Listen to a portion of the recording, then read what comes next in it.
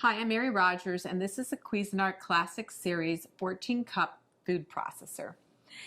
It's a very generous size, so you'll have plenty of room to be doing all your family entertaining, but it's still a nice small footprint, so you can use it for every day too.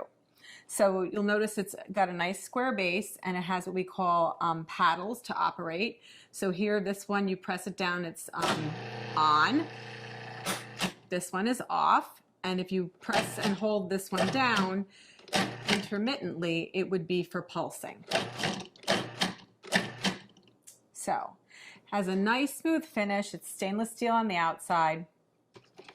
Has a lid that you remove by twisting and just pulling it off. It's really simple and easy to operate.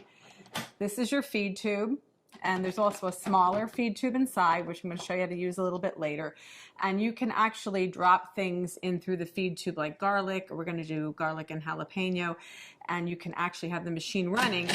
And it's a very efficient way to chop up garlic and some other items. The other thing is that it's great if you want to add liquid very slowly. The small feed tube has a small hole in it, so if you want to make vinaigrette, you can just pour the oil directly into the small feed tube.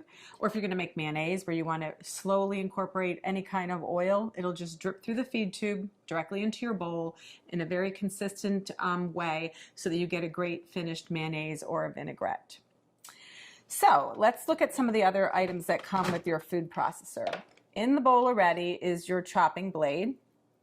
And we call this the S blade because it's shaped like a little bit like an S. And this is used for everything from chopping herbs and onions to pureeing, mixing, and also kneading doughs. And then the next thing is your stem. And the stem is attached to the bottom of your discs by lining up this arrow here with this one here. It's a little hard to see. And you just press this down and turn to lock it into place. And then what you would do is you hold your disc by the edges, and there's also a little icon up here. It's the same shape as the stem on the bottom, and if you line those two up, you can just slip it in really easily. So that's the shredding disc, and it's medium. We always recommend that you lay the disc down and then put on the stem accordingly. And to do any type of slicing and shredding, you would use the medium slicing disc, not shredding, slicing. And you do the same thing. You line the little arrows up. You press and turn to lock it into place. Always hold it by the edges. And once again, if you line the stem up, I'm not doing it very good, but this is the way it goes. You just slide it right into the work bowl. And then what you would do is you put your lid back on and you would slice and shred. So you could either use the pulse function to slice, or what you can do is you can turn it on. But as soon as you remove the feed tube, it'll stop. So that you would then add more ingredients, and we can do batch processing. So you would add, let's say, potatoes, slice, and then continue on. And then we're going to turn it off. So what we're going to do today, that's all of the parts that come with your food processor. And also you get a little spatula we help you with.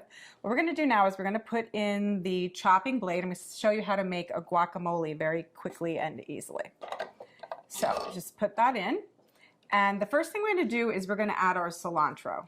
I'm going to add most of it, not all of it. And you're going to see how efficient this machine is at chopping up ingredients. So very quickly and easily.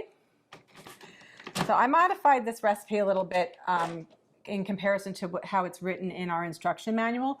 Next, we're going to add our tomatoes, which were seeded, and the pulp the interior was taken out, the seeds. And we're going to pulse that until it's finely chopped.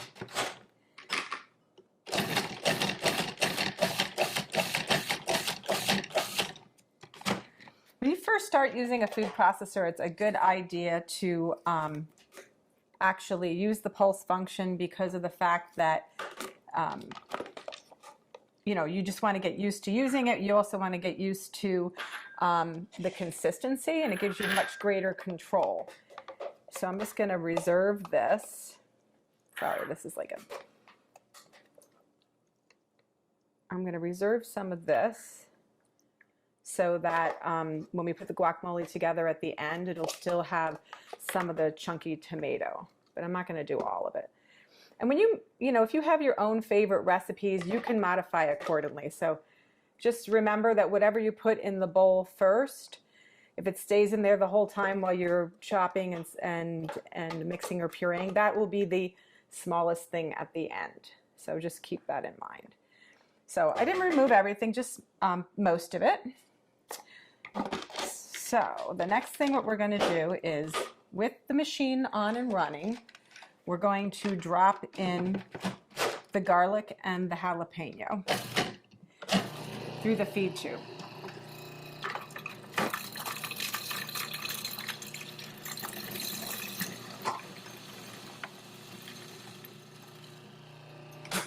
We're going to stop and just scrape down the bowl. And then we're going to move on and add our onions, our green onion. Whoops, sorry. So we have to add the green onion. Again, we're going to chop that until it's fine. And then we're going to add the majority of the rest of our ingredients. The first being our fresh avocados.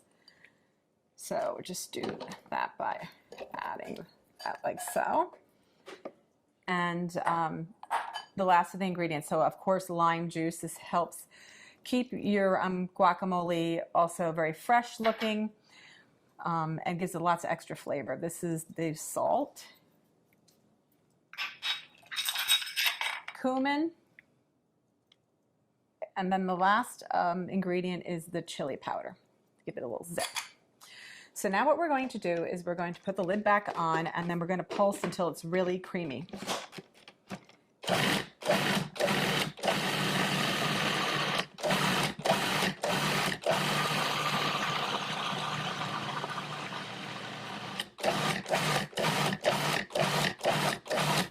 Okay, and then what we're going to do is I'm just going to scrape it down one last time, and then I'm also going to add, because it still needs to be processed a little bit more. And then what I'm going to do at this point too is add the balance of the cilantro that I reserved.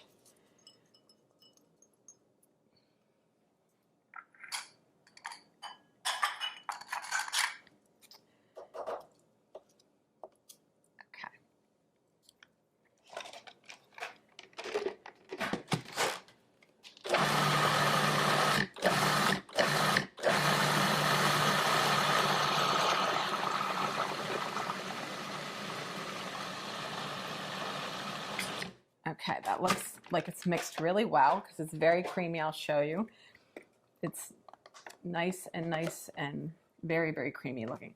So the last step is to add back in the tomatoes and the cilantro. And this is really just so that they don't become, you know, when you're pureeing the guacamole, you know, if it stays in there the whole time, you won't see the chunks of the tomato anymore. Let's just add that back in, and we're going to pulse until it's incorporated.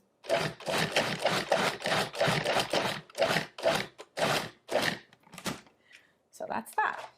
So now what we're going to do is I'm just going to add this to our decorative bowl for serving. And you know, you could also put a beautiful lime wedge on top. The other thing that you can do is add maybe a couple extra little pieces of tomato. Oh, I'm going to show you a little trick also. This is a really, really big batch of guacamole, so it's great if you're going to have a party. But the other thing too to remember is if you are going to be making this and then serving it like later, it's a good idea to put a couple of the pits in with the guacamole in the meantime, because this actually helps it, along with the lime juice, from turning brown on you. So you want to just cover this up. You can put it in the fridge if you want, or you can eat it right away. The other thing I want to mention too is there's so many great things that you can use your food processor for, not just guacamole, but you can make pizza dough or pasta dough. You can also make cookies. You can make all kinds of things like chicken salads and vinaigrettes. It's a lot of fun to use. It's really simple to operate. And the best thing about it is all the removable parts are dishwasher safe.